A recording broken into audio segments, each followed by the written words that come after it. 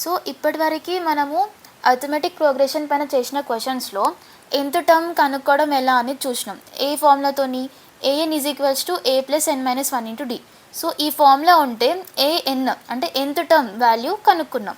So n అనేది ఇక్కడ ఇది రివర్స్ అడుగుతున్నాడు. ఇక్కడ మనకు ఆల్రెడీ టర్మ్ వాల్యూ ఇచ్చిండు, ఈ సీక్వెన్స్లో అది ఎన్నో టర్మ్ అయి ఉంటుందని అడుగుతున్నాడు. So which term of AP 3, 7, 11, 15 is 99. 99 అనేది ఈ సీక్వెన్స్లో ఎన్నో నెంబర్ అయి ఉంటుందని అడుగుతున్నాడు. ఇదే ఫార్ములాతోని ఎలా కనుక్కోవాలో చూద్దాం. సో ఈ సీక్వెన్స్ నుంచి నేను first term a is equals to 3 కదా, అండ్ కామన్ డిఫరెన్స్ అంటే difference of conjugative numbers a2 minus a1 ఎంత అవుతుంది, 7 మైనస్ 3 4 కదా.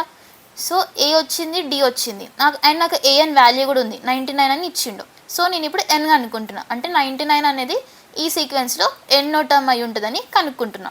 సో ఇక్కడ నుంచి నేను ఈ ఫార్ములా నుంచి an అంటే 99 is equals to a value first term value 3 plus n minus 1 n కనుక్కుంటున్నాం, and common difference n minus 1 into 4, common difference వచ్చేసి 4. సో నేను 3ని లెఫ్ట్ హ్యాండ్ సైడ్ పంపించుకుంటే ఇక్కడ ప్లస్లో ఉంది కదా, సో అటు సైడ్ వెళ్తే మైనస్ అవుతుంది. So 99 minus 3 is equals to n minus 1 into 4. 99 minus 3 96 కదా, is equals to n minus 1 into 4. ఇక్కడ 4 అనేది మల్టిప్లికేషన్లో ఉంది, నేను లెఫ్ట్ హ్యాండ్ సైడ్ పంపించుకుంటే నాకు n వాల్యూ కావాలి. సో నేను 4ని అటు పంపించుకుంటున్నా, అప్పుడు అది డినామినేటర్లోకి వెళ్తుంది. అప్పుడు ఏమవుతుంది, n minus 1 is equals to 96/4. So 24 into 4 96 కదా, సో 96/4 ఎంత అవుతుంది, 24. 4 2 8, రిమైండర్ 1 వస్తుంది, 9 మైనస్ 8 1 కదా, 1 అక్కడికి వెళ్తే 16, 4 4 16. So 96/4 is equals to 24. నాకు ఇక్కడ నుంచి n minus 1 is equals to 24 and n is 25.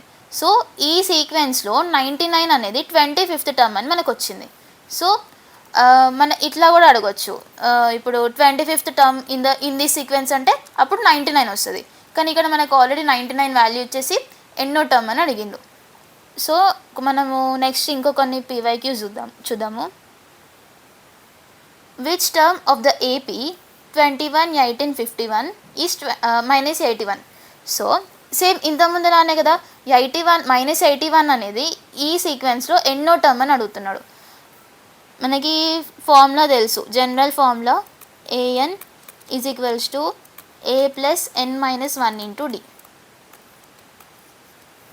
So ఇచ్చిన సీక్వెన్స్ ఏంటి, నాకు 21, 18, 15 and so on.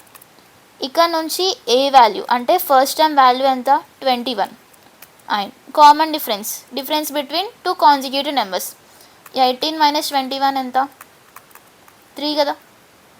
So 18 minus 3, 18 minus 21 వచ్చేసి -3, కామన్ డిఫరెన్స్ వచ్చేసి -3.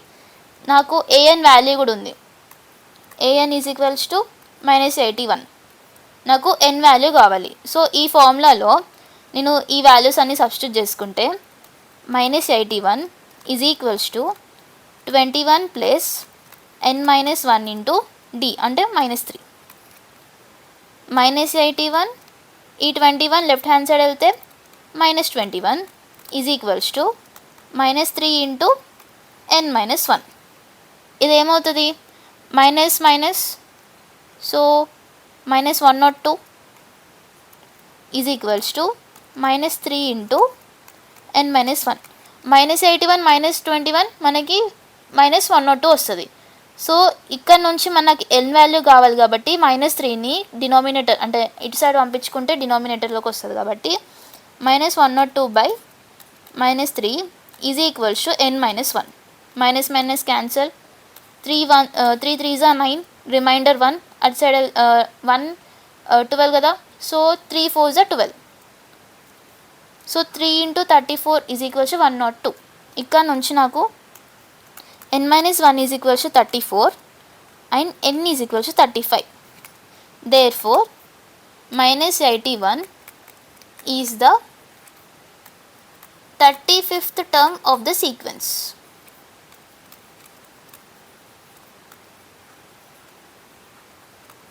మనం క్రాస్ చెక్ చేసుకుంటే an కనుక్కుందాం, అంటే ఈ సీక్వెన్స్లో 35th టర్మ్ ఎంతనో కనుక్కుందాం. అంటే an is equals to same A value ఎంత 21 ప్లస్ n ఎంత 35 మైనస్ 1 ఇంటూ -3. కామన్ డిఫరెన్స్ -3 కదా. ఇక్కడ నుంచి 21 ప్లస్ 34 ఇంటూ -3. 34 ఇంటూ -3 అంటే -102 plus 21 is equals to -81. So an value -81. అంటే ఇలా క్రాస్ చెక్ చేసిన నేను, మనకు వచ్చిన ఆన్సర్ కరెక్టా కదా అని క్రాస్ చెక్ చేసిన. సో ఈ సీక్వెన్స్లో 35th టర్మ్ -81 అనేది 35th టర్మ్. సో ఇట్లాంటి క్వశ్చన్స్ అన్నీ ఈ జనరల్ ఫార్ములా ఏంటి, an equals to a plus n minus 1 into d. ఈ ఫార్ములా ఒకటి గుర్తుపెట్టుకుంటే మనకి ఇక్కడ 4 మార్క్స్ వచ్చేసినట్టే. క్లియర్ కదా.